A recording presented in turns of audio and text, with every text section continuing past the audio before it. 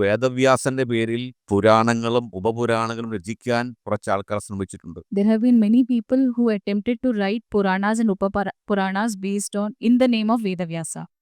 അതെല്ലാം പിൽക്കാലത്തുണ്ടായ കൃതികളാണ്. All those books were written very recently. അപചയ കാലഘട്ടത്തിൽ ഉണ്ടായതിനാൽ പല അബദ്ധ പരാമർശങ്ങളും അതിലുണ്ട്. Because it happened during the period of Apachaya or പിന്നെ dark ages, Julians. Degradation. That is why there are many wrong concepts in them. ഇതിൽ മനംമടുത്ത് ഭോജ രാജാവിനെ പോലുള്ള ഹിന്ദു രാജാക്കന്മാർ ഇവരെപ്പടി ജയിലിലിട്ടിട്ടുണ്ട്. People, പുരാണകർത്താക്കന്മാരെ.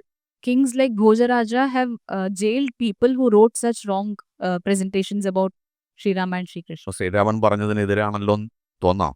So you might think that it is against what Sri Rama said. ഭോജരാജാവ് പറഞ്ഞത് ഒറ്റ കാര്യമേ ഉള്ളൂ. ഒരു കാര്യം മാത്രമേ ഭോജരാജാവ് പറഞ്ഞുള്ളൂ. Bhojaraja said only one thing. നിങ്ങൾക്ക് നിങ്ങളുടെ പേരിൽ ഇഷ്ടമുള്ള കൃതി എഴുതിക്കോ, ഒരു കുഴപ്പമില്ല. Bhojaraja said you can write any books or any works in your own name കാരണം ആശയ പ്രകടന സ്വാതന്ത്ര്യം നമ്മൾ അനുവദിക്കുന്നു. because everybody has freedom of speech. പക്ഷേ നിങ്ങൾ എന്തിന് വേദവ്യാസന്റെ പേരിൽ ഇങ്ങനെയുള്ള നിങ്ങളുടെ അബദ്ധങ്ങളൊക്കെ നിറഞ്ഞ കൃതി എഴുതുന്നു എന്ന് ചോദിച്ചു. But Bhojaraja questioned as to why are you writing wrong stories in the name of Vedavyasa. അങ്ങനെ എഴുതിയവരെയൊക്കെ ഭോജരാജാവ് ജയിലിലിട്ടിട്ടുണ്ട്. It is Bhojaraja who imprisoned such people. അത് കഴിഞ്ഞിട്ട് ഭോജരാജാവിനോടുള്ള ദേഷ്യനിമിത്തം ഭോജരാജാവ് മരിച്ചു കഴിഞ്ഞ് പുരാണകർത്താക്കൾ വേറൊരു പണി കൂടെ ചെയ്തു.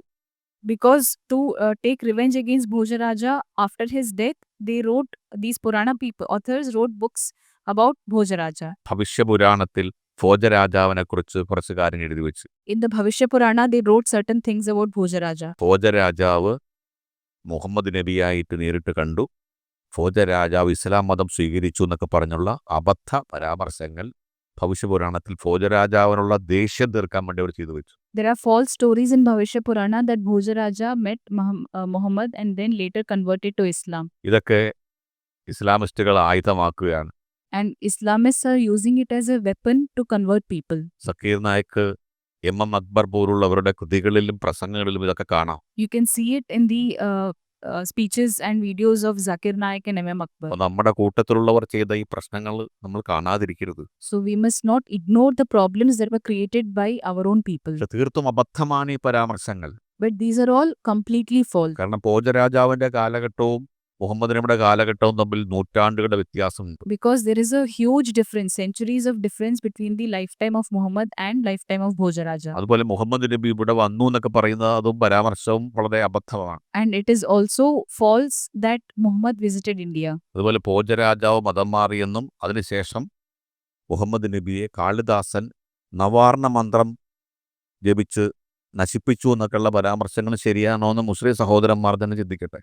Let Muslim people themselves think whether Bhojaraja really converted to Islam or later Kalidasa gave Navarana mantra to Muhammad. അല്ല, നവാർണ മന്ത്രം ജപിച്ച് മുഹമ്മദ് നബിയെ നശിപ്പിച്ചു. Kalidasa killed Muhammad by giving him the Navarana mantra. Muhammad നബിയെ നശിപ്പിച്ചു കഴിഞ്ഞിട്ട് ആ ഭസ്മം എടുത്ത് മുഹമ്മദ് നബിയുടെ അനുയായികൾ കൊണ്ടുപോയി മദീനയെ സ്ഥാപിച്ചു. അങ്ങനെയാണ് മദീന പുണ്യസ്ഥലമായതെന്നൊക്കെയാണ് ഈ ഭവിഷ്യപുരാണം പറയുന്നത്. In the Bhavisha Purana, there are stories that Muhammad was killed by the Navarana mantra and his ashes were taken and established in Medina, and that is how it became a place of worship. അതൊക്കെ എത്രത്തോളം അബദ്ധവും അസംബന്ധവുമാണ്, ചരിത്രവിരുദ്ധമാണെന്ന് പ്രത്യേകിച്ച് പറയേണ്ടതില്ല.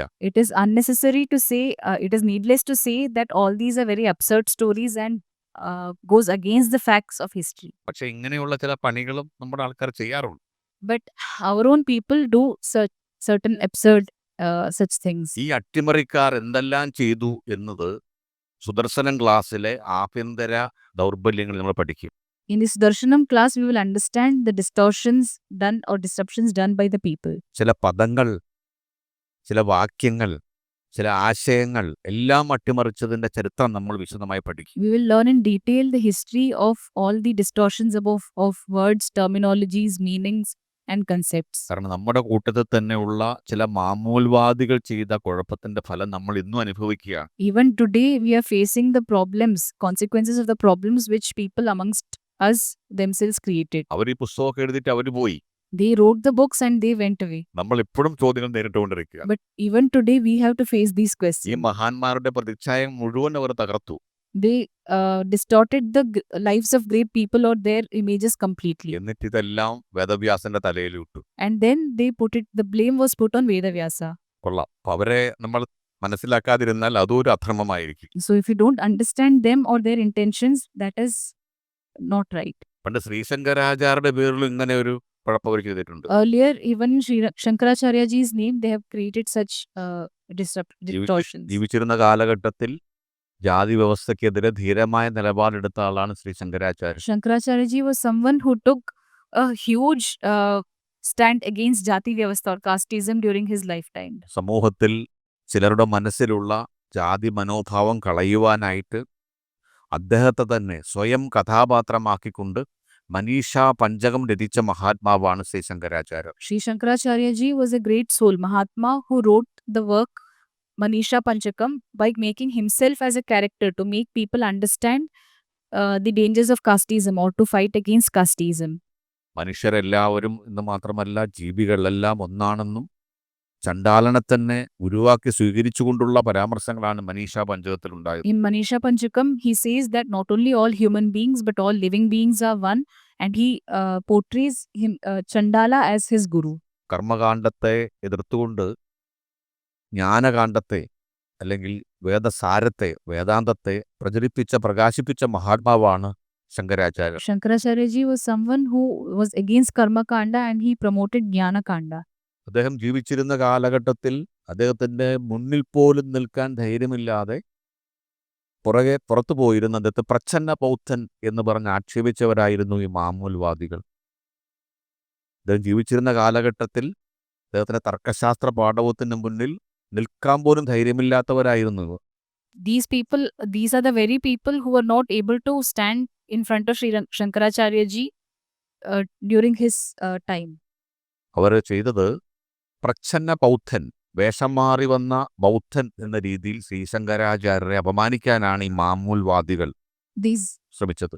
These traditionalists or conservatives attempted to portray Sri Shankaracharya ji as a Prachanna Buddha or disguise ആയിട്ട് fake Buddhist or Buddhist in disguise. അദ്ദേഹത്തിന്റെ അമ്മയുടെ ശവസംസ്കാര ചടങ്ങിൽ പോലും ഇവർ പങ്കെടുത്തില്ല. They did not even participate in the final rites of his mother. ഇതെല്ലാം കഴിഞ്ഞിട്ട് ശങ്കരാചാര്യ കാലം കഴിഞ്ഞിട്ട് ശങ്കരമഠങ്ങളപ്പൻ തന്നെ സ്വാധീനത്തിലാക്കാൻ ഈ മാമൂൽവാദികൾ ശ്രമിച്ചു.